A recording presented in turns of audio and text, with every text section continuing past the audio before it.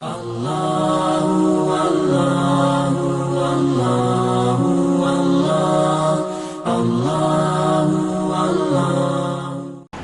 فیضان صاحب کا جو دوسرا سوال ہے وہ یہ ہے کہ ذی الحجہ کے جو 10 دن ہیں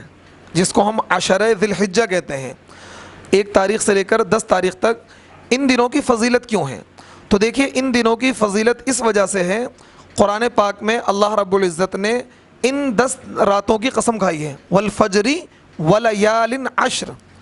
اور قسم ہے 10 راتوں کی۔ اللہ تعالیٰ جب کسی چیز کی قسم کھاتے ہیں تو اس چیز کی اہمیت کو جتلانا مقصود ہوتا ہے۔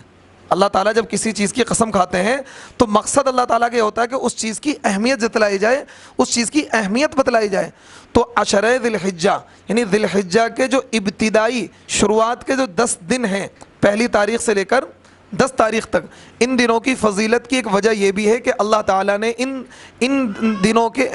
ان 10 راتوں کی اللہ تعالیٰ نے قسم کھائی ہے، ایک چیز۔ دوسری چیز یہ ہے کہ حدیث پاک میں نبی کریم صلی اللہ علیہ وسلم نے ارشاد فرمایا کہ عشرہ ذی الحجہ میں کیے جانے والے اعمال اللہ تعالیٰ کو سب سے زیادہ محبوب ہیں،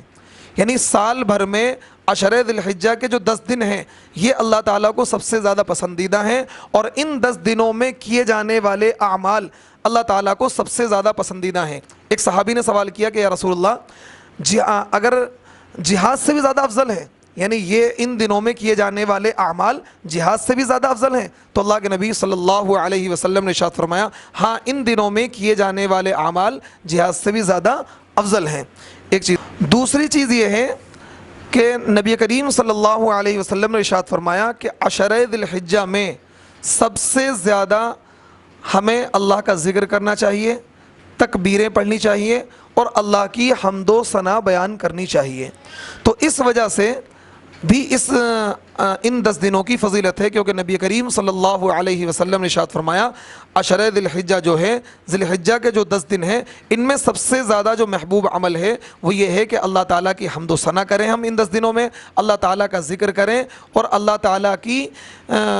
ہم بڑائی اور کبریائی اللہ تعالیٰ کی بیان کریں۔ تو یہ جو 10 دن ہیں ان کی فضیلت قرآن سے،